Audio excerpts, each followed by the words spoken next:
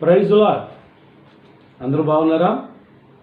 యేసుక్రీస్తునందు మీ అందరికీ కూడా శుభాభివందనాలు తెలియజేస్తూ ఉన్నాను. అలాగే ఈ సమయంలో పరిశుద్ధ గ్రంథంలో నుండి ఒక వాక్యాన్ని మనం చదువుకుని ధ్యానం చేసుకుందాం. మత్తయి సువార్త 12వ అధ్యాయం 38, 39, 40, 41 వచనం 4 వచనాలను 38 వచనం కాడి నుంచి 12వ అధ్యాయంలో చదువుకుందాం. కిందా, అప్పుడు శాస్త్రులలోను పరిసయ్యులలోను కొందరు, బోధకుడా, నీ వలన ఒక సూచక క్రియ చూడగోరుచున్నామని ఆయనతో చెప్పగా, ఆయన ఇట్లనెను, వ్యభిచారులైన చెడ్డ తరము వారు సూచక క్రియను అడుగుచున్నారు. ప్రవక్త అయిన యోనాను గూర్చిన సూచక క్రియయే గాని మరి ఏ సూచక క్రియ అయినను వారికి అనుగ్రహింపబడదు. యోనా 3 రాత్రింబగళ్ళు తిమింగిలము కడుపులో ఎలాగుండెనో అలాగు మనుష్య కుమారుడు 3 రాత్రింబగళ్ళు భూగర్భములో ఉండును. నినెవే వారు యోనా ప్రకటన విని మారు మనసు పొందిరి గనుక విమర్శ సమయమున నినెవే వారు ఈ తరము వారితో నిలువబడి వారి మీద నేరస్థాపన చేతురు. ఇదిగో, యోనా కంటే గొప్పవాడు ఇక్కడ ఉన్నాడు. ప్రేమగల మా తండ్రి, పరిశుద్ధుడైన దేవా, వందనాలు, స్తోత్రాలు. చదవబడిన వాక్య భాగంలో నుంచి నాతోనూ వినుసున్న వారు అందరితో కూడా మాట్లాడమని, మహిమ తెచ్చుకోమని యేసు నామమున ప్రార్థన చేస్తున్నాను తండ్రి, ఆమేన్.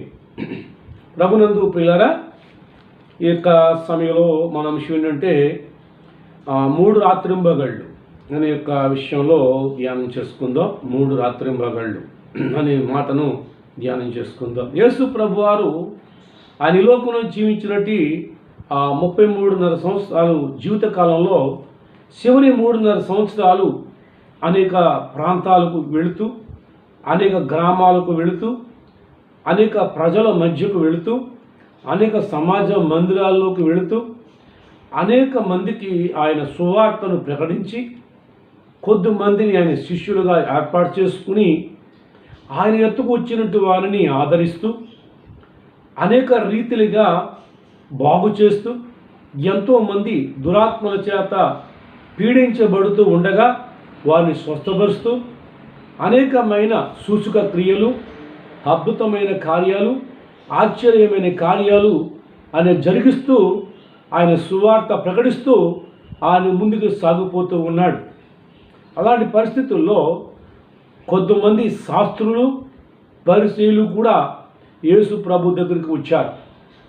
యేసు ప్రభు దగ్గరికి వచ్చి వారు అడిగే మాట ఏంటంటే, వాళ్ళు వేసే ప్రశ్న ఏంటంటే, మాకు ఒక సూచక క్రియ మాకు కనుపరచుము అని వారు అడుగుతున్నట్లుగా మనము పరిశుద్ధ గ్రంథంలో 38వ వచనంలో చూస్తున్నాం. నీ వలన ఒక సూచక క్రియ చూడగోరుచున్నాము.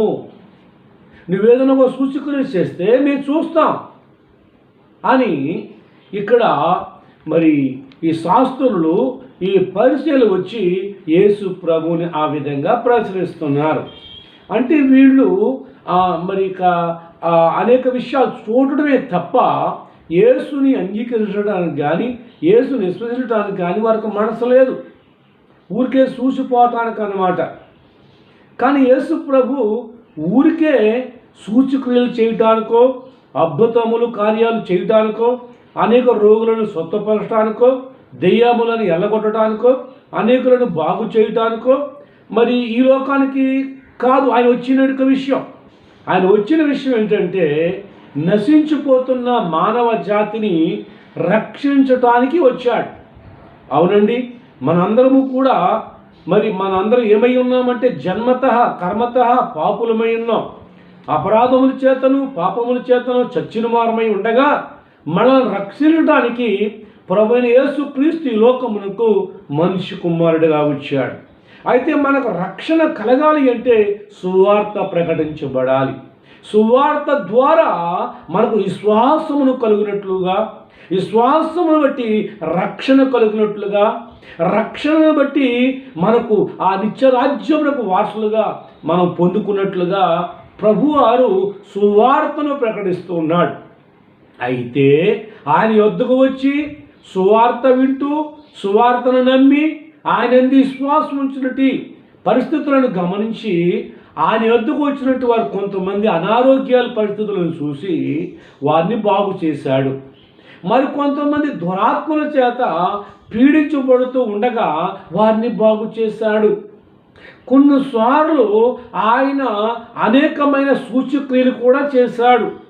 అంటే 5 రొట్లు 5,000 మందికి పంచాడు, సముద్రం మీద నడిచి వెళ్ళాడు, చనిపోయి సమాధి చేయబడి 4 రోజులు అయిపోయినా కానీ ఆయన పేరు పెట్టి పిలవగానే చచ్చిన 4 రోజులైనా కానీ వాడిలో జీవం వెళ్ళింది, వాడు బ్రతికి బయటకు వచ్చాడు. ఈ రీతిగా యేసుక్రీస్తు ప్రభువారు దోణిలో వెళ్తున్నప్పుడు తుఫాను వచ్చినప్పుడు ఆయన గద్దించినప్పుడు తుఫాను ఆగిపోయింది. ఈ రీతిగా మరి ఆయన చేసిన కార్యాలన్నీ రాయటానికి ఆ గ్రంథానికంట భూలోకం చాలదంట, అన్ని కార్యాలు చేశాడు ఆయన. అయితే వీళ్ళేంటంటే వింటున్నారు, ఈ శాస్త్రులు పరీక్షలు వింటున్నారు. అందుచేత యేసు ప్రభువుని విశ్వాసం ఉంచడానికి కాదు, వారు పాపము నుండి విమోచించబడటానికి కాదు, యేసు ప్రభు నమ్ముకోవడానికి కాదు యేసు ప్రభు దగ్గరికి వచ్చింది. సూచక్రియలు చేస్తేనంట వీళ్ళు చూస్తారంట గొడ్ల గూపుల్లాగా. ఏమండి, కనుక వీళ్ళు చూస్తారని సూచక్రియలు చేయటానికి పరలోకమందున్న దేవుడు, ఈ భూమి ఆకాశమును సృష్టించిన దేవాది దేవుడు ఈ లోకమునకు ఆయన మరి అరుదించింది వీళ్ళకి సూచక్రియలు చూపించడానిక. అందుకోసం ఆయన వచ్చాడా? ప్రభునందు పిల్లరా, మనకంటే మనలో ఉన్న ఆత్మ చాలా విలువైనది. ఈ ఆత్మ నశించిపోకూడదని,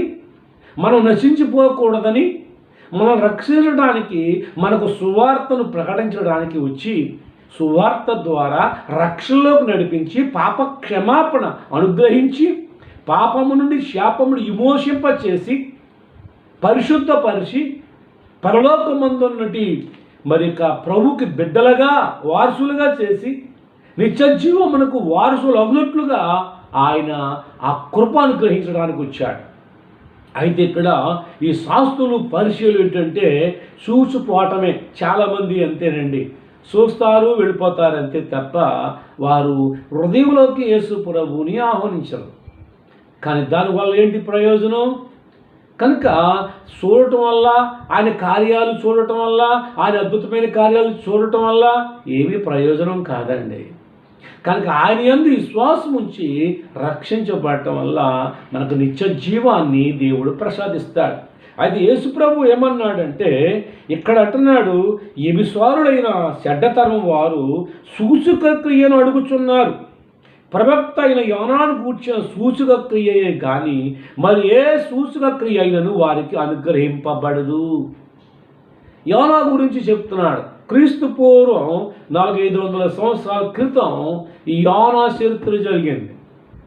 యోనా అనే ఆయన ఒక ప్రవక్త. ఆయనతో దేవుడు చెప్పాడు, ఇదిగో నినేవే పట్టణము 40 రోజులకు దాని దుర్గతి కలుగుతుందని ప్రకటించి, ఆ ప్రజలందరూ కూడా దుర్మార్గంగా ఉన్నారు, వారి ఇష్టానుసారంగా ప్రవర్తిస్తున్నారు.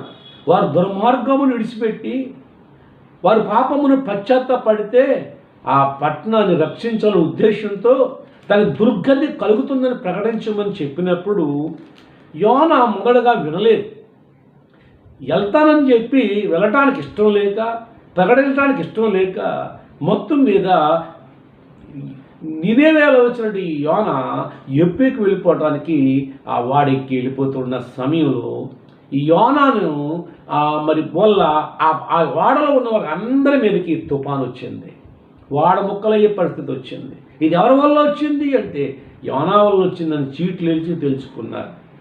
అప్పుడు యోనాను అడుగుతున్నారు, ఏమంటే వానా గారు, మరి ఇప్పుడు ఏం చేయమంటారు మమ్మల్ని? వాడంతా మొక్కలైపోయేలా ఉంది, అందరూ చచ్చిపోయేలా ఉన్నాం, ఈ ఇందులోంచి బయటపడాలని ఏం చేయాలంటే నేను కాళ్ళు చేతులు పట్టుకుని సముద్రం వాడాడు అన్నాడు. నా వల్లనే వచ్చింది ఇది అని ఆయన స్వదాగా ఒప్పుకున్నాడు. అప్పుడు ఆయన పట్టుకుని కాళ్ళు చేతులు పట్టుకొని సముద్రంలో పాడే కానీ తుఫాను ఆగిపోయింది. కానీ ఈ లోపల ఒక తిమ్మింగలాంటి దేవుడు అక్కడ ఏర్పాటు చేశాడు. యోనా సముద్రంలో పడగానే తిమ్మింగలో నోరు తెరవగానే తిమ్మింగ గర్భంలోకి వెళ్ళిపోయాడు. 3 రోజుల పాటు ఆ తిమ్మింగల గర్భంలోనే ఉన్నాడు కానీ సావలేదు.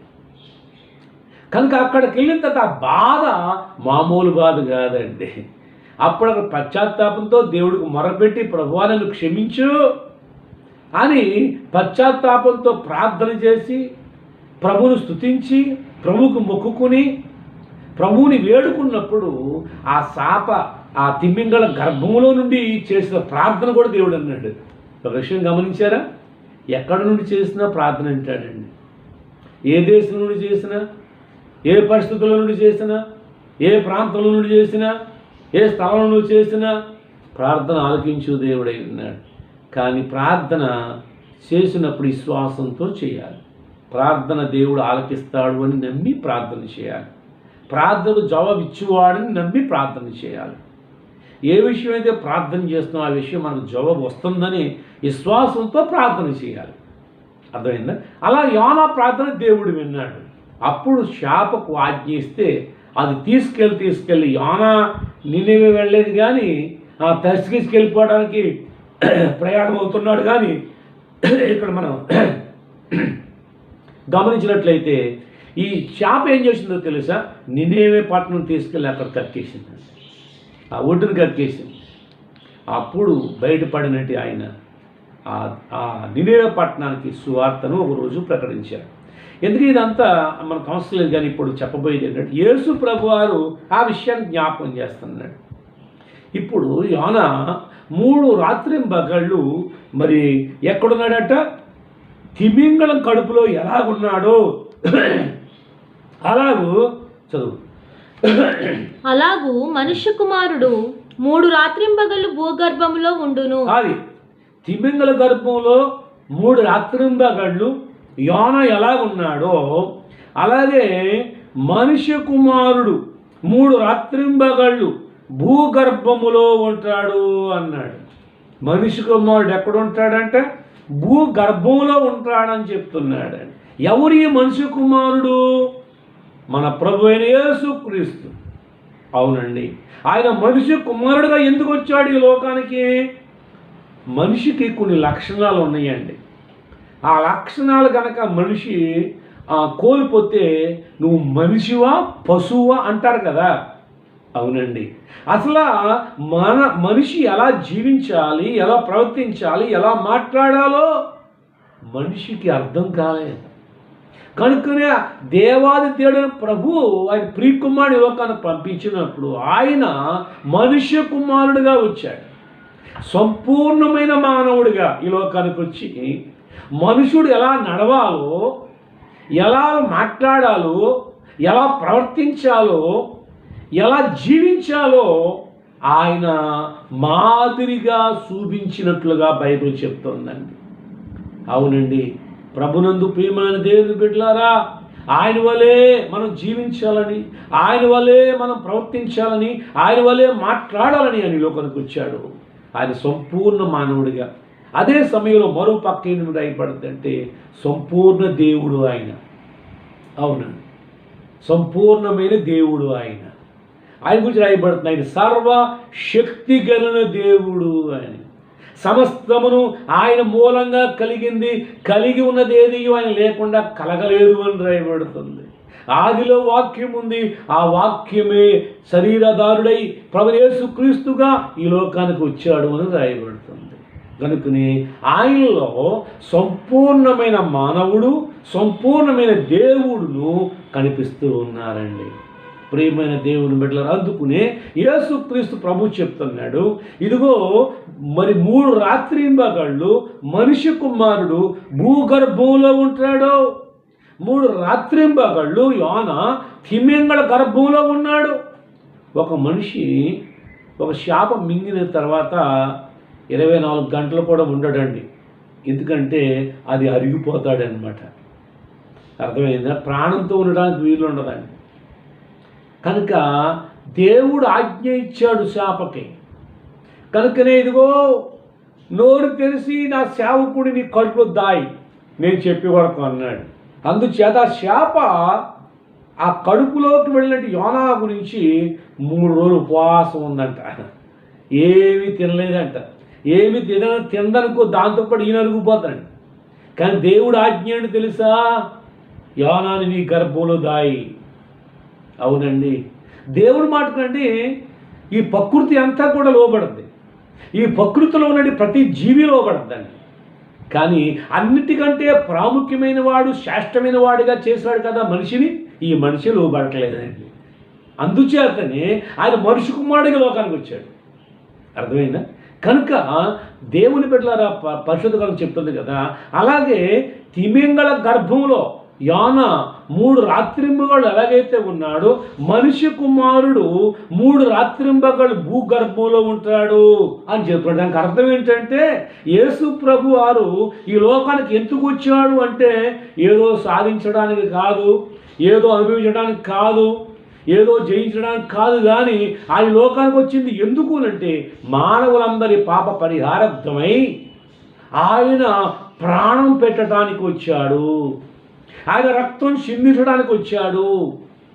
ఎందుచేత అంటే చూడండి, బురద అయినటి యొక్క మన కాళ్ళు కడుక్కోవాలంటే నీటితో కడుక్కోవాలి. పాలతో కడుక్కోరు కదా, తేనెతో కడుక్కోరు కదా, నీటితో కడుక్కోవాలి. అలాగనే ప్రభునందు పిల్లలు పాపమును పోవాలంటే అది పరిశుద్ధ రక్తం చేత కడగబడాలి.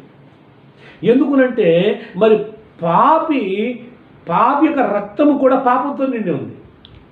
కనుకనే పరిశుద్ధుడు ఒక్కడూ లేడు, దేవుడు తప్ప. అందుచేతనే ఆయన లోకానికి వచ్చి ఆయన పరిశుద్ధ రక్తాన్ని చిందించవలసినటువంటి ఆవశ్యకత ఎంతైనా ఉంది. అందు నిమిత్తమై ఈ లోకమునకు వచ్చి 33.5 సంవత్సరాలు జీవించి తన యవ్వన కాలంలో దుష్టుల చేతికి అప్పగించబడి శిలువలో ఆయన సిలువ వేయబడి ఆయన ప్రాణం పెట్టి ఆయన రక్తమంతా శిలువలో చిందించాడండి. అవునండి, ఆయన చిందించిన రక్తమే, ఆయన చిందించిన ప్రతి రక్తపు బొట్టును, నీ పాపమును నా పాపమును ప్రతి ఒక్కరి మానవుని పాపాన్ని విమోచింప చేయడానికి సరిపోయినంతగా ఆయన రక్తాన్ని దేవుడు చిందించాడు. ప్రభునందు పిల్లరా, ఎవరైతే యేసు ప్రభుని అంగీకరిస్తారో, పాపిని ఎవరైతే ఒప్పుకుంటారో, వారు పాపము నుండి విడిపించి విమోచింప చేసి వారికి రక్షణ కలుగజేయటానికి యేసు ప్రభు వారు తర్వాత కాలంలో ఆయన సిలువేయబడతాడని తెలుసు, ఆయన సమాధి చేయబడతామని తెలుసు, 3వ రోజున తిరిగి లేస్తాడని కూడా ఆయన తెలుసు. నా ప్రాణం పెట్టడానికి నాకు అధికారం ఉన్నది, నా ప్రాణం తిరిగి తీసుకోవడానికి కూడా అధికారం ఉందన్నాడు ఆయన. ఈ లోకంలో ప్రాణం పెట్టొచ్చు ఎవడైనా, ఎవరి కోసమైనా అభిమానంతో, ఎవరి కోసమైనా ఎవరైనా చనిపోవచ్చండి. కానీ తిరిగి ప్రాణం తీసుకుంటాం అనేది ఎవరి వల్ల కాదు, ఎవరి తరము కాదు, ఎవరు ఆ పని చేయలేరు, చేయబోరు కూడా. కానీ యేసు ప్రభు చెప్పాడు, చెప్పినట్లుగానే దుష్టుల చేతికి అప్పగించబడ్డాడు, ఆయన మరణించాడు, ఆయన సమాధి చేయబడ్డారు, 3వ రోజున మృత్యుంజయుడే తిరిగి లేచాడు. ఆయన జరగబోయే పరిస్థితులను ముందుగానే చెప్తున్నాడు. 3 రాత్రింబగళ్ళు మనిషి కుమారుడు భూగర్భములో ఉంటాడు. అదే మీకు గొప్ప సూచక్రియ, అదే మీకు సూచన ఇవ్వబడుతుంది తప్ప అంతకంటే మరొక సూచన మీకు ఇవ్వబడదు అని చెప్తున్నాడు. యోనా 3 రాత్రింబగళ్ళు తిమింగళ గర్భంలో నుండి వచ్చి సువార్త ప్రకటించాడు. నినివే పట్టణం అంతా కూడా రక్షించబడింది. అయితే ప్రభు ఏమంటున్నాడంటే, పరిశుద్ధ గ్రంథం చెప్పండి, నినివే వారు యోనా ప్రకటన విని మారు మనసు పొందిరి కనుక విమర్శ సమయమున నినివే వారు ఈ తరం వారితో నిలబడి వారి మీద నేరస్థాపన చేతును, ఇదిగో యోనా కంటే గొప్పవాడు ఇక్కడ ఉన్నాడు అని రాయబడుతుంది. ఎవరండి? ఒక రోజున విమర్శ తినమంద తీర్పు రోజున యోనా అక్కడ ఉంటాడట, యోనా అక్కడ ఉంటాడట, నినివే ప్రజలు అక్కడ ఉంటారంట అండి. ఇదిగో యోనా ప్రకటన విని మారు మనసు పొందినటి యొక్క నినివేవారు ఈ తరం వారితో నిలబడతారట. ఆ నినివే ప్రజలు ఏమై ఉన్నారు? పాపులై ఉన్నారు, దుర్మార్గులై ఉన్నారు, దుష్టులై ఉన్నారు, వంచకులై ఉన్నారు, చాలా మరి కిరాతకులై ఉన్నారు. వారికి యేసు ప్రభు గురించినటువంటి దేవుని గురించినటువంటి యొక్క ఆ సువార్త వినబడగానే వారు గోరు పట్టు కట్టుకుని వారు పాపక్షేమాపణ పొందుకుని వారి పాపమును విడిచిపెట్టి వారు దుర్మార్గం విడిచిపెట్టి వారు దుష్టత్వం విడిచిపెట్టి వారిక ప్రతి అవిధేయతను కూడా ఒప్పుకుని పశ్చాత్తాపడి గొళ్ళున 3 రోజులు గోరు పట్టు కట్టుకుని అన్నపానాలు మానేసి వారు పశువులకు కానివ్వండి వారు గొర్రె మేకలకు కానివ్వండి ఏడికి కూడా మేత వేయకుండా అన్నిటినీ ఉపవాసం పెట్టారు. వీరు కూడా ఉపవాసం చేసి ప్రార్థన చేయగా దేవుడు ఆ పట్టణ ప్రజలందరి పాపములను క్షమించి వాళ్ళని రక్షించి ఆ పట్టణాన్ని కాపాడాడు. ఆయన చేస్తానన్న కీడు చేయకుండా ఆ పట్టణాన్ని రక్షించినట్లుగా బైబిల్ చెప్తోంది. ఈ రోజున ఆ యోనా ఒక్క రోజే ప్రకటించాడు. ఈ రోజున 3.5 సంవత్సరాలు యేసు ప్రభు సువార్త ప్రకటించారు. తర్వాత ఆయన శిష్యులు దేశాలకు వెళ్ళి సువార్త ప్రకటించారు. ఆ తర్వాత నేటి కాలానికి ప్రపంచం అంతా కూడా సువార్త ప్రకటించబడుతూనే ఉన్నాయి. ఎందుకు ఈ సువార్త అంటే ఆ రోజున సువార్త లేకపోతే నినేవే పట్టణస్తులందరూ కూడా నాశనం అయిపోదురండి, పతనమైపోదురండి, ఆ ఉగ్రతలో కొట్టుకుపోదురండి. ఆ సువార్త వాళ్ళని రక్షించింది. ఈ రోజున కాదన్నా అవునన్నా అడ్డొచ్చినా ఆహ్వానించినా దూషించిన ప్రేమించిన ఎవరు ఏం చేసినా ఈ సువార్త ఎందుకు ప్రకటించబడుతుంది అంటే ఇది దేవుని ఆజ్ఞ. ఈ సువార్త ప్రకటించబడకపోతే అనేకులు నశించిపోతారు. సువార్త ద్వారా నినేవే పట్టణం రక్షించబడింది. సువార్త ద్వారా నేను రక్షించబడ్డాను. సువార్త ద్వారా కోట్ల మంది ప్రజలు రక్షించబడ్డారు. సువార్త ద్వారా ఇక కోట్ల మంది ప్రజలు రక్షించబడతారు. అందు నిమిత్తమై ఈ సువార్తను ప్రకటించమని ప్రభు చెప్పాడు. ఆ సువార్త ప్రకటించబడుతుంది.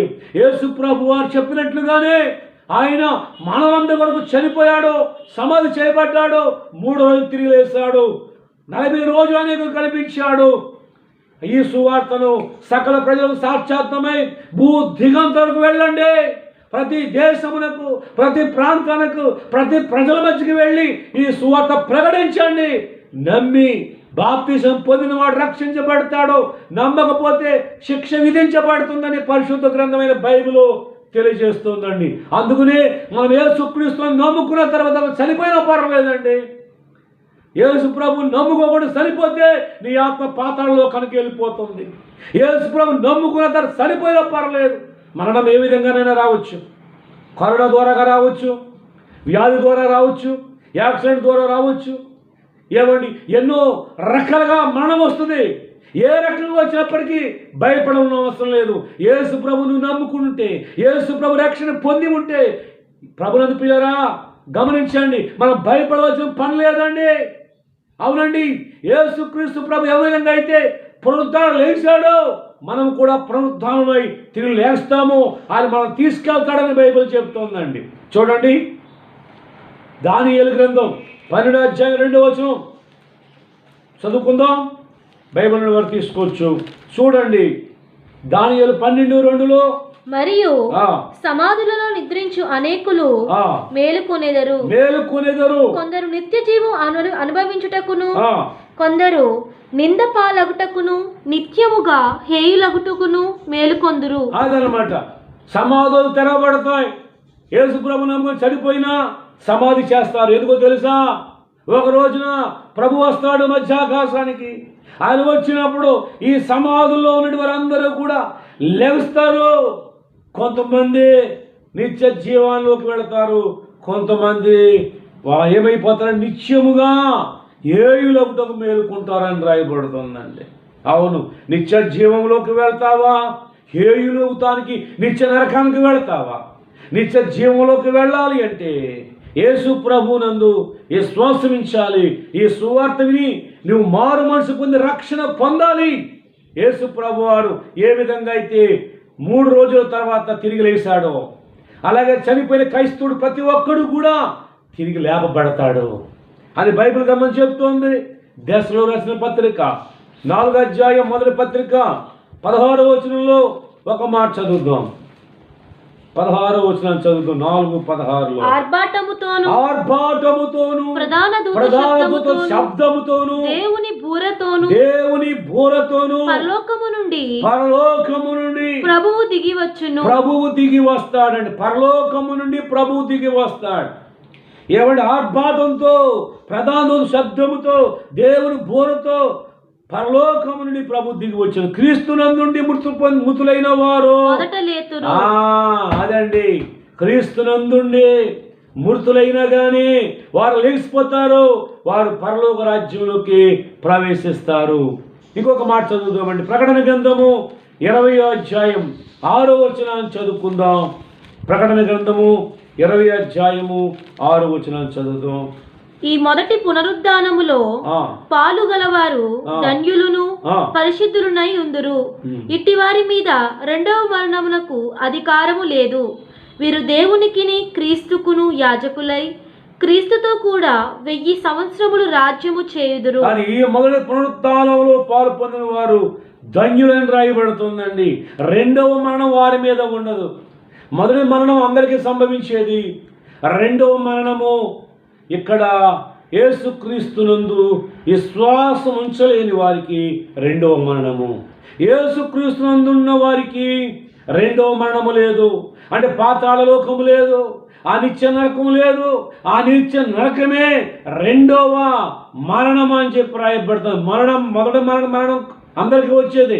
రెండవ మరణము యేసుక్రీస్తు వారు లేక నిత్య జీవంలోకి వాడు ప్రవేశిస్తారని పరిశుద్ధ గ్రంథం బైబిల్ చెప్తుంది. అదే 21వ అధ్యాయం 8వ వచనం చదువుదాం. పిరికివారును అవిశ్వాసులను అసహ్యులను నరహంతకులను వ్యభిచారులను మాంత్రికులను విగ్రహారాధకులను అబద్ధికులందరూ అగ్ని గంధకములతో మండు గుండములో పాలు పొందుదురు. ఇది రెండవ మరణం. అది రెండవ మరణం. ఈ రెండవ మరణం అంటే నరకం, నిత్య నరకం, నిత్య పాతాళ లోకం.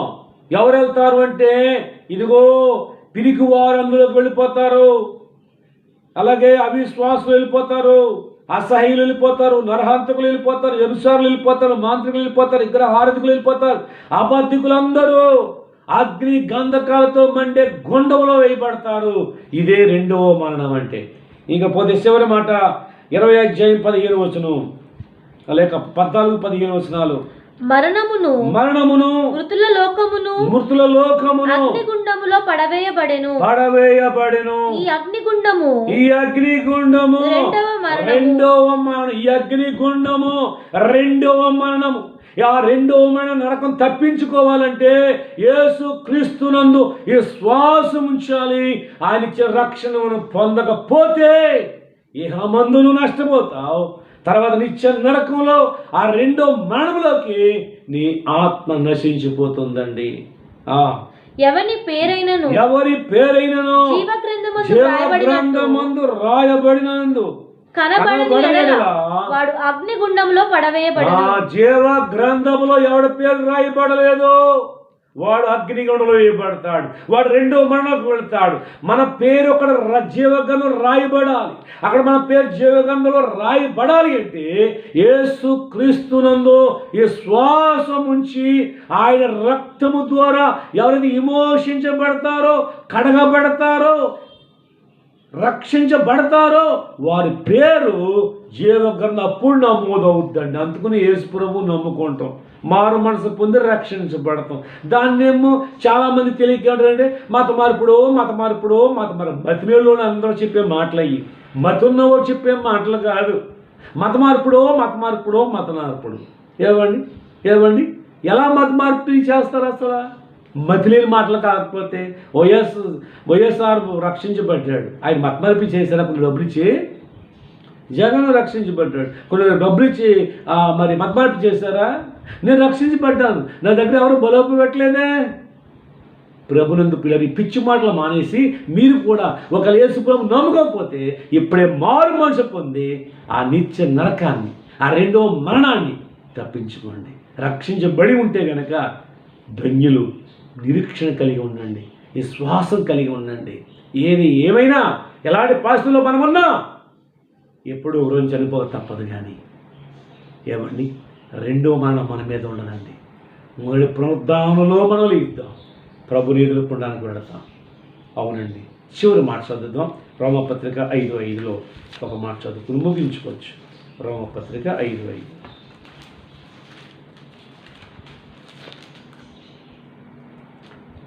ఎందుకనగా ఈ నిరీక్షణ మనలను సిగ్గుపరచదు, మనకు అనుగ్రహింపబడిన పరిశుద్ధాత్మ ద్వారా దేవుని ప్రేమ మన హృదయాలలో కృంభరింపబడి ఉన్నది. దేవుని ప్రేమ పరిశుద్ధాత్మ ద్వారా మన హృదయాల్లో కొమ్మరింపబడది. గనుకనే మనము ఏమాత్రము కూడా అవునండి సిగ్గుపరచబడం. మనకు నిరీక్షణ ఉన్నది. ఒక రోజున ప్రభు వస్తాడో మనం తీసుకెళ్తాడో. అవునండి, ఈ నిరీక్షణ మనల్ని సిగ్గుపరచాడు. క్రైస్తవులకు ఉన్నది నిరీక్షణ ఇదే. ఆయన శిలువ, ఆయన మరణం, ఆయన పునరుద్ధానం ప్రాముఖ్యమైనవండి. ఆయన శిలువేయబడింది నీ కోసమే, ఆయన మరణించింది నీ కోసమే, ఆయన పునరుద్ధానం లేచిందే నిన్ను లేపుతాడు. ఆయన ఎలాగైతే మరణాన్ని జయించాడో నిన్ను కూడా పునరుద్ధానుడుగా నిన్ను లేపి ఆయనతో పాటు ఉండడానికి తీసుకెళ్తాడు. రెండో మరణము ఇక వారి మీద ఉండదు. ఎవరైతే శ్వసించలేదో, ఎవరైతే ఆయనను అంగీకరించలేదో, ఎవరైతే ఆయన తృణీకరిస్తున్నారో వారి పాపములు వారి మీద నిలిచి ఉన్నాయి. ఆ శాపాన్ని ఈ భూమి మీద ఉండగా అనుభవిస్తారు. తర్వాత నిత్య నరకంలోకి, ఆ రెండవ మరణంలోకి, ఆ అగ్ని గంధకాలతో మటు గుండంలోకి త్రోసివేయబడతారు. అది తప్పించుకోవాలంటే యేసు క్రీస్తునందు విశ్వాసం ఉంచు, ఆయన ఇచ్చిన రక్షణ పొందండి. అట్టి గొప్ప రక్షణ మనకందరికీ దయచేయునుగాక. ఆమేన్. పరిశుద్ధుడైన తండ్రి, వందనాలు, స్తోత్రాలు. ఇతరుడైన వాక్యం ఫలింపచేయండి. ఎన్న బిడ్డలందరినీ కూడా రక్షించండి. రక్షించబడిన వారిని సిద్ధపరిచి మహిమ పొందమని యేసు నామమున ప్రార్థిస్తూ ఉన్నాను తండ్రి. ఆమేన్. God bless you.